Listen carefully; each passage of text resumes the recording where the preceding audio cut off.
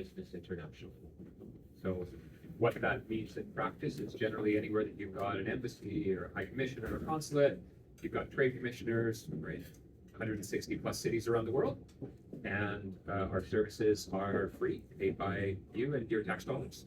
And what we're trying to do is help find business opportunities for Canadians to help sell internationally or to bring in foreign direct investment into the country. And in tangible terms, that normally looks like the provision of market intelligence. I'm going to Peru.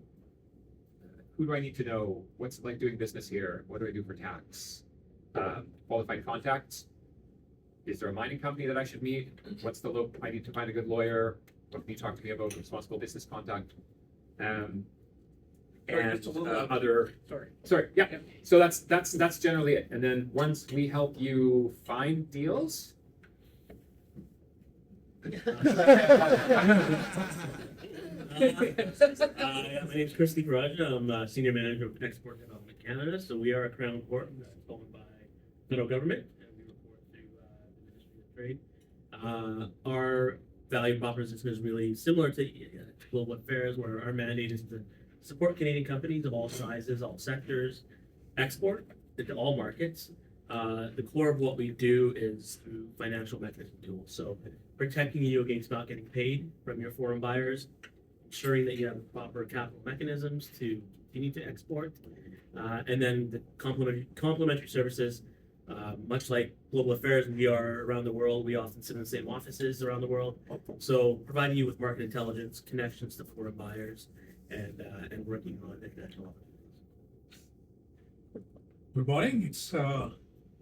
It's quite a lot of ground to be covered today. It's I thought it's not a sleepy Wednesday morning. Possibly everyone found their parking there. But, my name is Rajkumar, CEO for Azasoft. We manufacture products that go on high voltage power lines that you see on your boulevards. Anywhere on the West Coast, mainly British Columbia to California. And also it's basically do a role with World Trade Center Vancouver as an advisor. And I take a lot of help from these gentlemen here for running our own business. And we'll get more into it as we progress. Thank you. So Prime Minister Carney has said that within 10 years, we're going to try to double our exports to countries outside of the United States. At the same time, the U.S. geographically, in terms of trade corridors, in terms of 350 million very wealthy consumers, is going to have that pull. But there's a degree of uncertainty that we've seen in terms of trade policy, in terms of tariffs, in terms of just general, that I'm sure that everybody in the room who runs a business or works with them can appreciate. That's made it very challenging. But I guess the big takeaway for today, what we want to relay is there are resources there to help exporting, whether it's to the States or whether it's outside of the States. It does take extra effort and extra work, but it is an opportunity as well too. I'm not going to run through the stats about, if you export, you get access to innovation and more money and more, it's there because you can have a look at it. I think I want to give a real quick overview of some of the things that we're seeing from what we're hearing from our clients and a few takeaways that you can think about going forward. So the first one is we've all seen what's happened with tariffs. It's something that's every country in the world that deals business with the States, including some uninhabited islands in the South Pacific, are dealing with.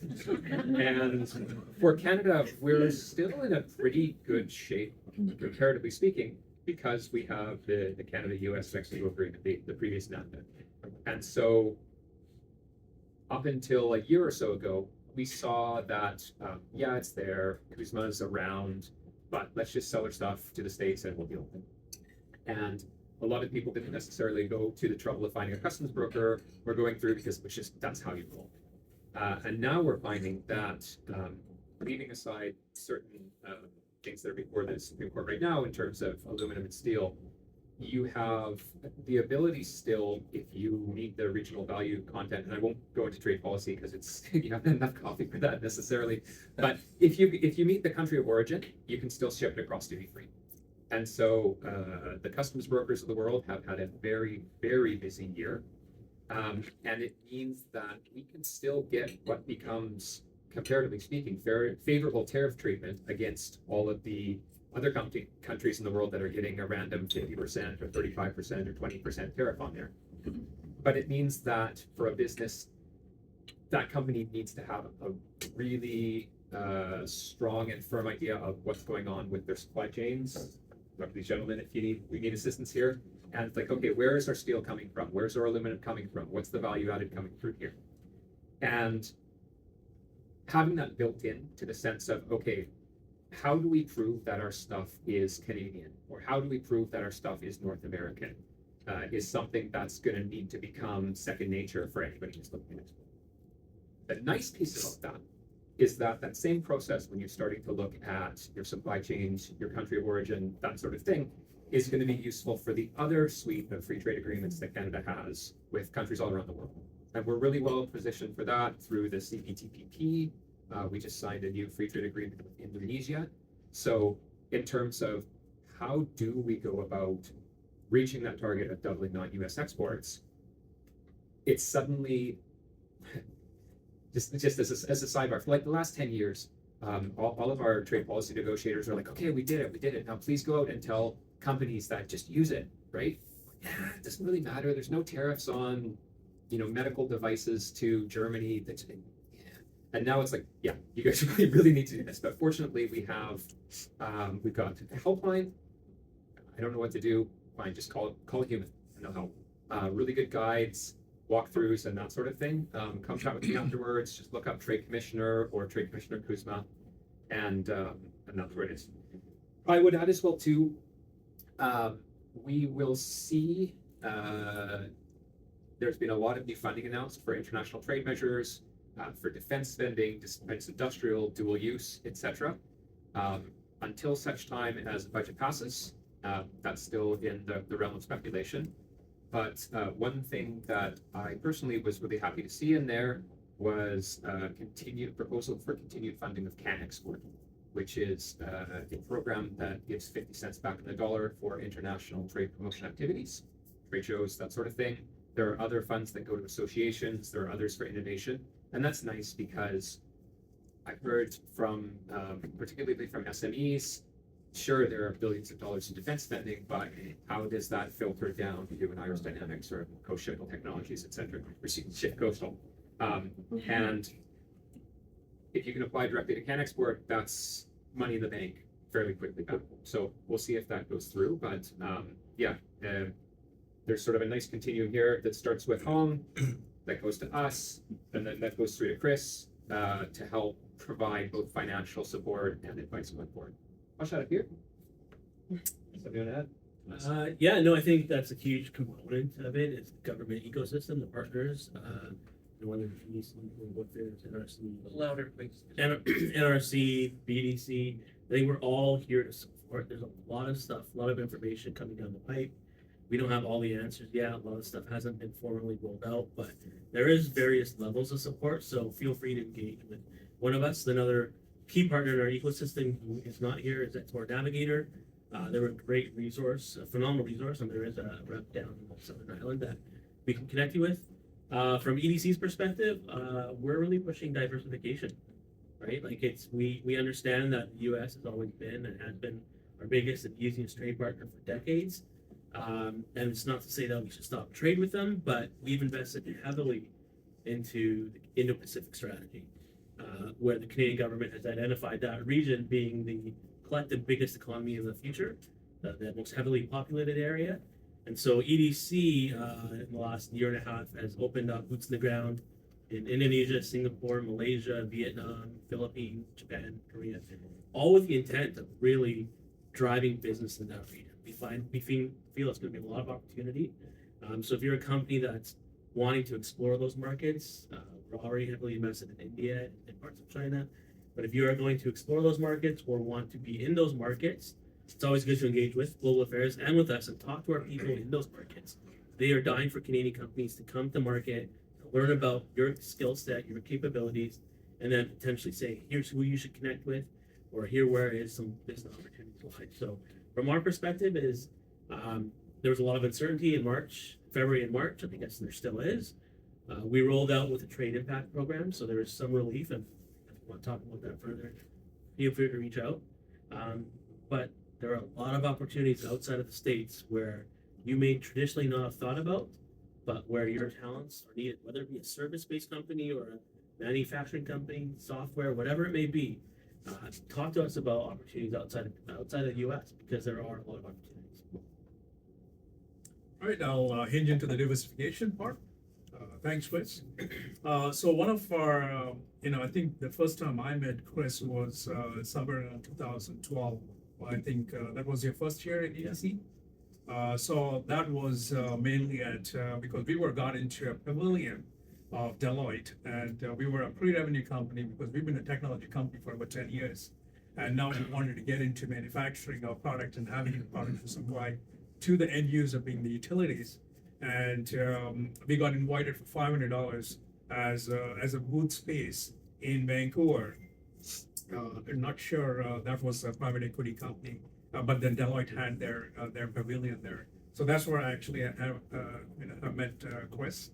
And Chris introduced the products of EDC, and EDC was known to us. But the point is, we never knew how to actually, really get the nuts and bolts of it. So I think this is my second time in 12 years I'm meeting Chris in person. But then we've been working with EDC since 2012 and 13. And one of the things that we really got help with is, we have identified the technology, we identified the product. We really have to get this product manufactured, say overseas or locally or wherever that is. So we have something called supply chain cost. We have built-in costs for labor. We have built-in costs for lights and space and all that. And finally, we have these products sold to the customer. Now, at this point, we are in a crunch to actually see how we got an order, let's say, and then we have to fulfill this order. Now, for an order is, say, $1,000 or say $100,000 for a simple math. We're looking at about roughly 40,000 or 40% of cost of goods. Then we have a few more percentages to go into manufacturing this and finally supply this to our end user. Now we have actually tied into overseas manufacturer to do this for us, but now overseas manufacturer need to be assured who is going to pay them if we default, right? So that's the time we went to EDC and they could give us a letter of credit, standby letter of credit for 1 year rotating. And that's the piece that we still use to this date. So I think without that particular component, there is no way this business can be actually dealt. So here in this particular scenario, we're exporting almost 98% of our products to the United States. But then these products have to, has some metal in it, some plastic in it. It's got some rubber in it. It's got some proprietary compounds in it. So we're looking at having to get these products proprietarily manufactured in Switzerland and Germany. And some of it is in Israel, some of it is in United States.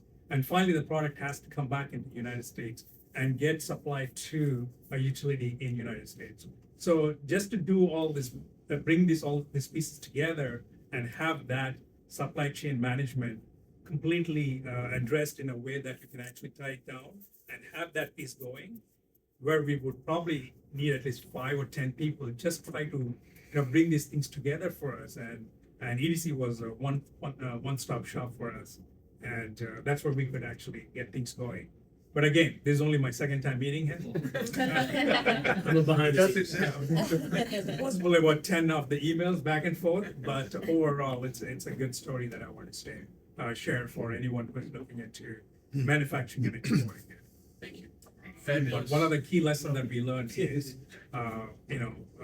we'll let John ask the next part of it, but the key lesson we learned is we really need to be efficient, and we really have to see how best we can actually tether these things to get that final product from point A to point B effortlessly. Yeah, sorry. So, thank you. Thanks to all three of you. And now we'll answer the question part, okay? I'll ask the first one. Somebody, you can understand. So, what generally speaking are the things that companies do not do that hurt them in expanding their and diversifying their trade? What are the lessons, don't do this? You only have, Yeah, I was gonna say, I'm sure there are plenty of people in the audience who probably have things that they can volunteer. One thing that I've seen, particularly for smaller companies, is there is a risk of chasing whatever is shiny at the time, particularly if there's a finite degree. There is an opportunity cost. So let's say 7 or 8 years ago, it was not uncommon for everyone to say like, oh my God, China, right? Like 1.5 billion people, so easy, I've got a great product, over I go. And just because there are opportunities there doesn't mean that it's going to be a slam dunk. And so it's the risk of going in, as like an armchair exporter is the sort of thing that often doesn't work. I mean, Rajkumar is a great example as somebody who, I don't know what your frequent flyer miles are like these days, but you're in Japan, you're in Thailand, 100,000 miles last 12 months. yeah, and you need to have, particularly for Asian partners, that in-person relationship building, going, and even if there's not a particular lead that you're following up, that needs to be there to have that trust in place. You're going singing karaoke or something in the evening afterwards. That's where it's been a case where something cool comes up, it flashes, yeah, I'll give it a try, and then sort of strings along. Maybe you hire a sales consultant in the market, and all your money goes to them and nothing ever comes out of it. So what actual advice comes out of that is if you're going to do it, do it deliberately and with the committed resources, most importantly, your own time and attention, and don't spread yourself too thin. I would say don't assume. Don't assume. I think that's something that Canadian companies, we're Canada, friendly people. We're coy. We're bashful. We don't like to brag about ourselves. We need to do that. We need to be doing more of that. And don't assume. I don't think that it's too hard to export to Malaysia, or it's too hard to get to South America. Like, engage with us. We're the people. We're the partners that can help that journey. I mean, inevitably, there's a lot of companies going to trade shows and conferences to learn about what's happening in those markets. We very possibly are at those same trade shows, conferences, right? We have Canada Pavilion set up for a reason. So don't assume. There's a company up island about 10 years ago was approached via email by a guy named Mohammed in Turkey. And this company was like, this is a scam written all over it, delete it. And finally Mohammed kept pestering this company in Parksville. And they started talking, and today that opportunity in Turkey is a $30 million contract year over year in Turkey. So he didn't assume. He took the time to engage the EDC to learn about, is this an opportunity I should be investing my time and money into? And we've supported that group. So I think assumption is something that we should try to avoid and tap into the resources that are out there. So that's market intel. So market intel for Trade Commission Service Global Affairs is the next to none. EDC weighting that particular applications is so important, and we have gone through a lot of those that we get through our info at Lightweight Insulators. And I don't know, last someone was cleaning our inbox was 5,000 emails, and it's someone's 5 months work or 1 year work just to clean that up. And just to get those those do not do things versus how do you place those in different folders, it's a big challenge. Assumption is we are in business assuming that we'll do well, but again we don't want to let anything miss our hands, but again, this is one other place. There are two tiers. That first level of tier is to know if this is a spam or not. The second tier is to actually do an application to see if you can actually support this level of business. And in both instances, you actually get a really clear indication on yeah or nay. And I completely work and I agree with that experience with Chris, CDC, and Kale's, global affairs, and we get a lot of that. The first shot we look at it is basically we send it out to global affairs, we send it out to EDC, and we continue to do whatever we need to do in our own space to get that piece of assurance and increase that confidence. So I hope that. Perfect. I'll tell you a quick hack that he's not allowed to tell you. So the bread and butter for EDC is through their accounts receivable insurance. And so you can go up, you set up a portfolio, and you can put in, hey, I want to sell to this random company. And that's a wonderful way to do free due diligence on a random company, because if it comes back and says, yeah, the insurance on that will be, 15,000%, you probably don't want to do it. That saves you having to go through Dun Bradstreet or something like that. Yeah, very cool. Charlie, So yes. tariffs, of course, are just one part of the export industry. And as I understand it, there's a real challenge with the supply chain. And if we're going to sell outside the U.S., the cost of shipping is huge. What's happening in the sector from the government side to help with that?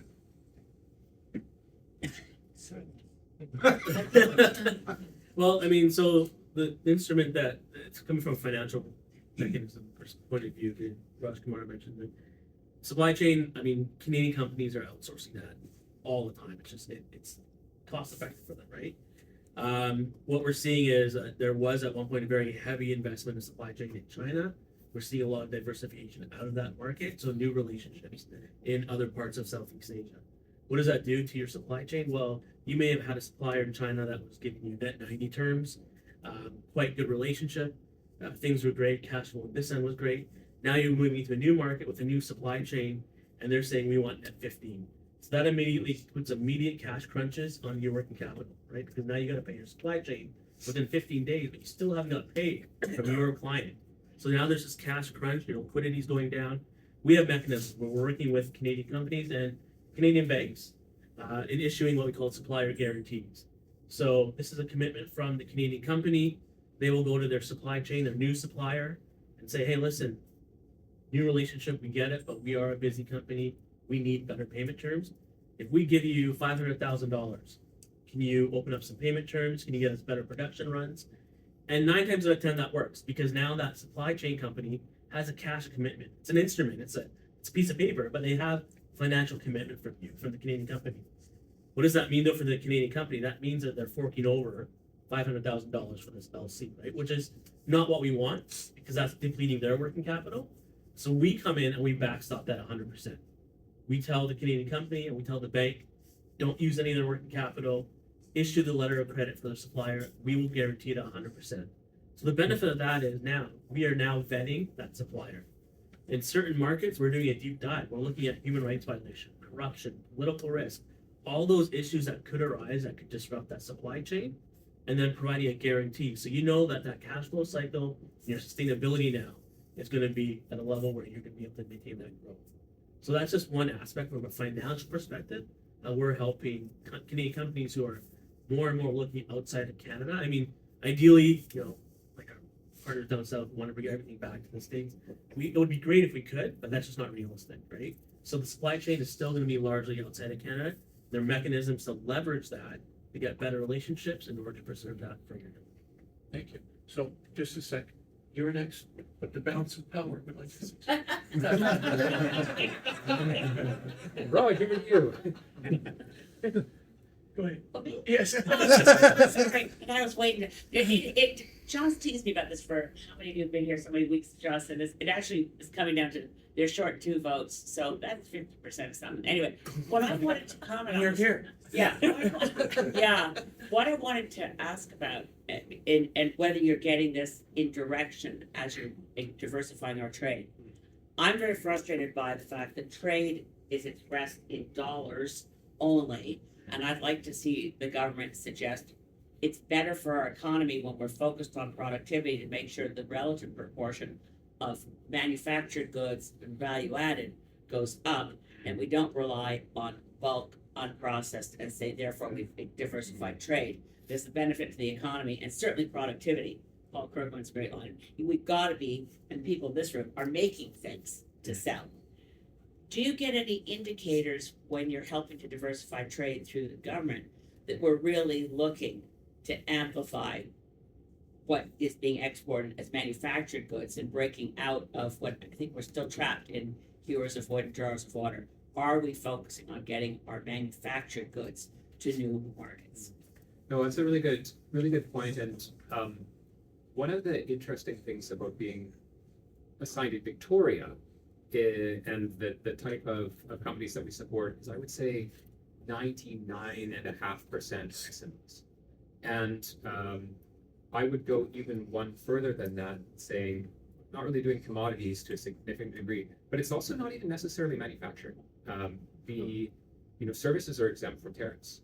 And so we're finding that, in the South Island in particular, where you've got like a lot of really clever people doing stuff in proteomics or business consulting or software development and that sort of thing.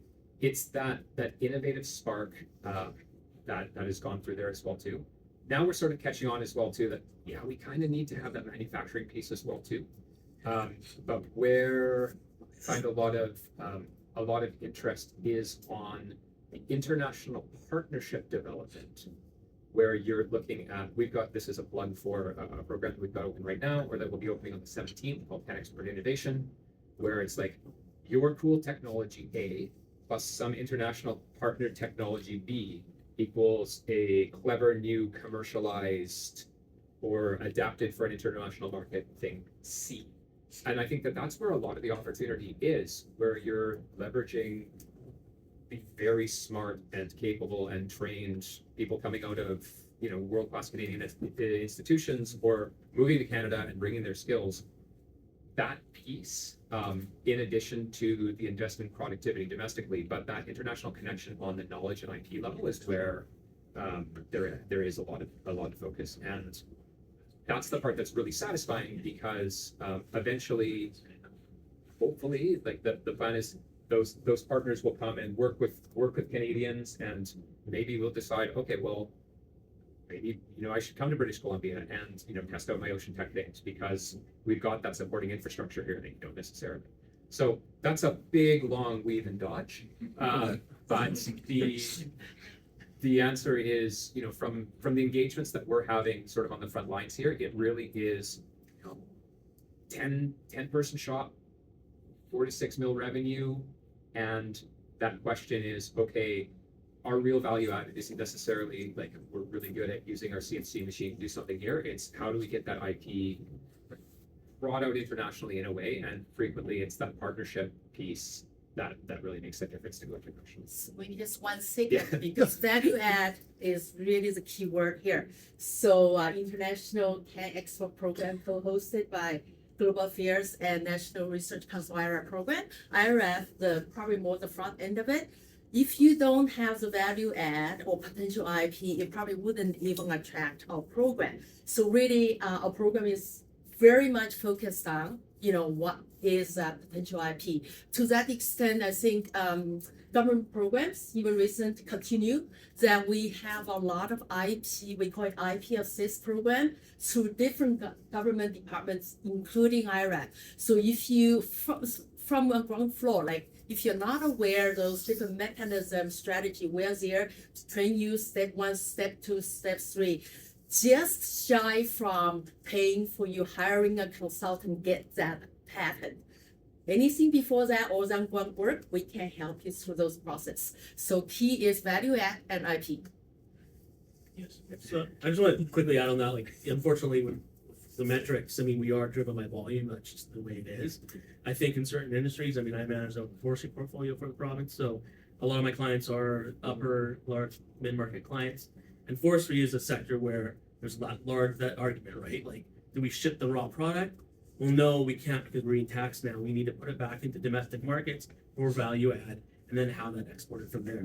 So we're seeing a lot of indirect transactions, right? Where our big players, our lumber traders and whatnot, are not directly exporting it, where they're part of that supply chain. So we are collectively EDC is trying to get better at that, trying to recognize those numbers and what does that look like. Again, more sector specific, but I think that's something we're working on, because we realize that is a large component of what's going to be happening in the future, right? Is this value added piece, and we need to get better at that. That's great to hear.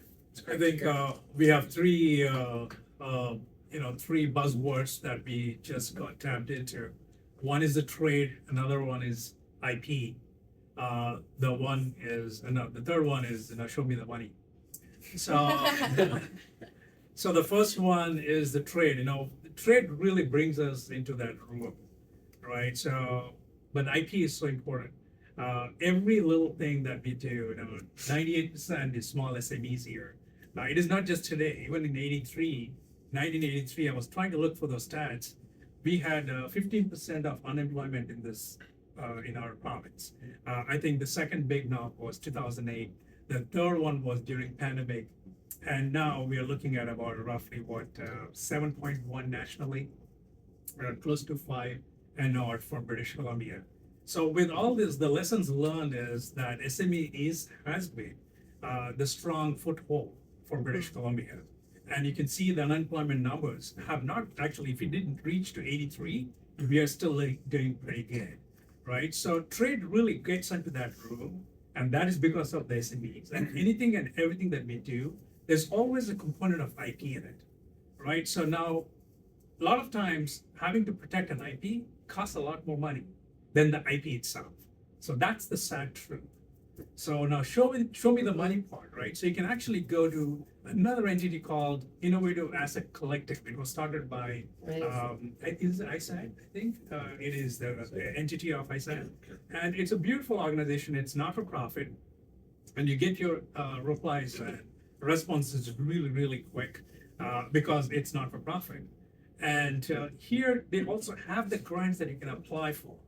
The membership is reimbursable whenever you actually go and log into that IP, and also to identify whatever that IP is. But again, this IP, what it's going to do is not going to increase your trade, but it'll get those conversations going. It'll ignite those conversations in no matter which country you go for, right? So that's the second piece to it. And the third one is low-hanging fruit. What is that we can actually do? Like tomorrow, from after this meeting, we want to go out and start to do exports. Where do you really want to go and do it? So if you're into manufacturing, if you're into AI, if you're into software or tech, there's one coming up very much in the vicinity is an event in Hanover, which is called Hanover Messe, which has got about roughly 200,000 people show up all over the world. What it is like 6 million square meters space. It's I think from one end to other end, if you have to just walk, it's about takes about an hour easily with the good shoes. So that's a really good platform for any SME to actually go in. And now this has been completely managed by NextGen out of Ontario, and which actually subsidizes your booth space by giving to you. I mean, once you get through their 1, 2, 3 steps, they'll right away give you 50% off for your booth space, 50% off for the first 2 people air tickets, right? So even before you actually step into the zone of can export, or even if you step into the zone of IP part, and then you can actually go and start to align these things as where we want to go, and who is that you want to actually work with, and funnel that particular market. So it's great. Thank you. That is a great question, Elizabeth. I love this panel, and it's super interesting.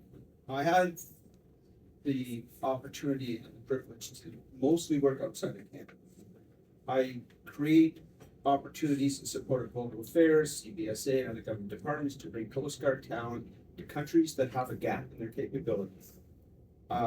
Coast Guard is extremely well trained and well equipped, using a lot of times Transport Canada regulations and Canadian built items. And I go to these places, I take incredible people with me.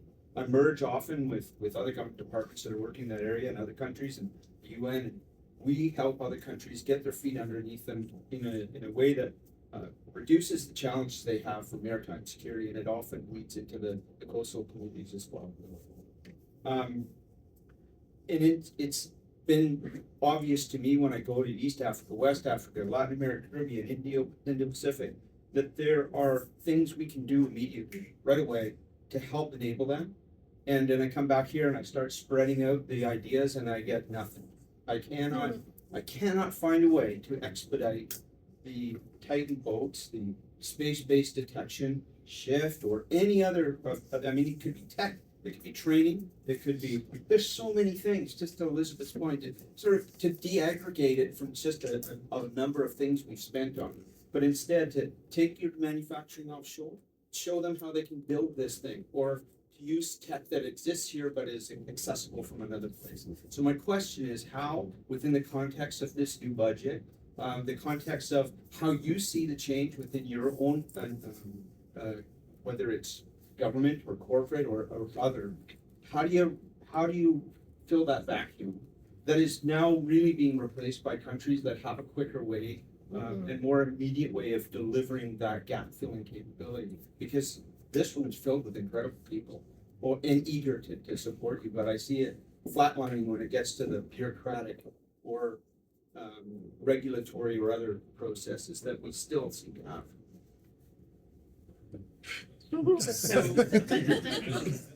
I'll focus on the where do I see the opportunity. I mean, this is something where I would love to work together more, and I think that. Me too. Yeah, well, let us continue the conversation afterwards on this. But to answer it, I mean, I think that this is a role that for organizations like Coast Guard and to a degree for any embassy that has a defense attaché, I think that there are going to be they are going to be strongly encouraged, let's put it there, to start putting on their sales hat as well too. You're absolutely right, and I can think of dozens and dozens of my day job is supporting ocean tech, right? So absolutely tight boats or something like you look at like a VodaSafe, for example, would be a perfect example of something that's immediately deployable. This is a company out of Vancouver that does AI-enabled scanners to find bodies in water for search and rescue. And I would like to talk more to find out where the barriers are, because I think it's fair to say that the private industry in BC is ready to support them. If an order came in, and take that example because they've got probably not tomorrow they're going to be able to make a new boat, but let's say it gets into the order sheet and it comes out and 18 to 24 months later you're supplying, but they could do it, right? They've got the staff, they've got the facilities, they've got excellent products, and they could do it. So anything that we can do from our end, whether it's our local office here or whether it's the in-market trade commissioners of West Africa, we want to make sure that we're able to get those opportunities to people in a timely fashion. What's the timeline? What's the bid? And then get Chris and company on there as well too to say, okay, well, if we need a performance bond or something like this, how are we going to do that without tying up this week's payroll? But yes, basically, yes, please let us do this, because it's not. I'm not sure what the barriers are, but let's figure out there and get onto the link. And I got a couple more questions, and I've only got 3 minutes. May I just let you think you've answered that question? Are you guys able to stay for a few minutes afterwards? Thank you. You're driving the Few minutes, yeah. First, request that it'd be great if you send around or send to John document because some best practices people know would be a good initiative for them. And then my question to you is, I haven't heard any statistics. You missed something.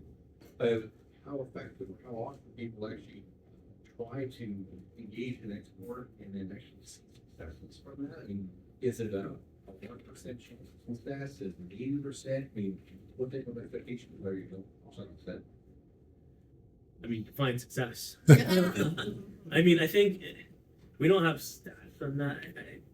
I just urge you, if you are a company that's thinking about exporting or about to engage with us, because we will de-risk that. Right? That's our job, is to encourage that behavior. There are going to be instances where you could potentially get burned from international opinion. However, if you're bringing in the likes of the EDC, chances of you getting burned are going to be quite slim. Again, because we are looking at all aspects of the opportunity that you may not have the ability to do as a company, right?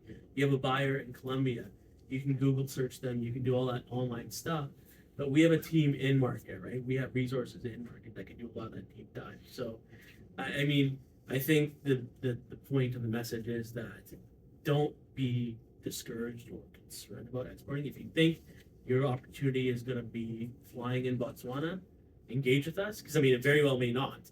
That may not be the right market, but we will walk with you through that journey to ensure that you're going to be sustainable and grow and not have a bad experience or get burned or face some sort of financial difficulty. That's just the strength of what UC does. I would say as well too, I mean, it's a growth strategy, right? So if you've got the, you know, your own time as an entrepreneur, okay, you could look at, you know, expanding your facilities. You could look at opening another shop domestically. You could look at export opportunities. You know, it's one of a range of things, and maybe it's the situation where, okay, you know, like I've got a kid at home, who's 2, and I want to spend time with them and not be on a plane around the world, and maybe that's not the right time. The 2 places that I would recommend for somebody who just wants to stick their toe in the water and say, hey, should I be looking at this? Number 1 is the aforementioned Jason Seed of Export Navigator, which is I can see some Scott. The guy's amazing. And he really gets into the nitty-gritty hands-on, okay, if you're going to do this, this is what you're going to need to do. He has a counterpart that does Mid and North Island named Brady Callancy, also fantastic. And with a shout out to Raj's organization, there's the World Trade Center does something called the Trade Accelerator Program. Susan was just in it in Vancouver before. I know that there are others who have done it in town here as well too. And that's, you know, you sit down for 2 days, you take off your manager hat, and you say, okay, I'm going to focus on what would it look like for me to go through and make an export plan, tax, legal, freight forwarding, risk management, finance, et cetera. You come out of it, and that'll give you an idea. Maybe at the end of it, you're like, actually, you know what? And I've seen this is the case. I've had this fantastic business plan for foreign market X. And then I had a good night's sleep, and I realized this was stupid, and I'm going to expand into Vancouver first. But you've at least done the research. And then later on, when Vancouver's a success, and you're like, okay, well, I've already done it on the mainland, so how hard could it be in New Zealand? Then you at least have gone through those steps that you've gone through. But yeah, I feel like there's a little bit of mixed messaging here saying, yeah, you got to do it, go, and we got to diversify. But also it's hard, and you got to make sure that you put in enough effort. But then we're here to support you. And those are all true. I mean, if you're there to grow your business, then, you know, the stats that you asked for bear out more that the companies that are exporting are, you know, 30% higher revenue or 20% higher job growth, and, you know, more exposure to, this is a big one, is who else is out there? Who is in China who's potentially working on the same product as you and is going to be able to come in and undercut you by 40% and is going to be selling into the States or into Canada that you're going to have to deal with. And, you know, then you're going to be aware of some of the same challenges that they're going to be facing in terms of exporting. So there's a little bit of a defensive strategy as well there. I think just to add to that particular piece of the stats, actually there is like when we started off with Team Canada Trade Machine, with the Indo-Pacific strategy as a starting point, Japan was the first country that we went in, and Japan being the 4th largest trading partner for Canada. And you know, it's very complex to get into Japan. Actually, the trade itself is very complex.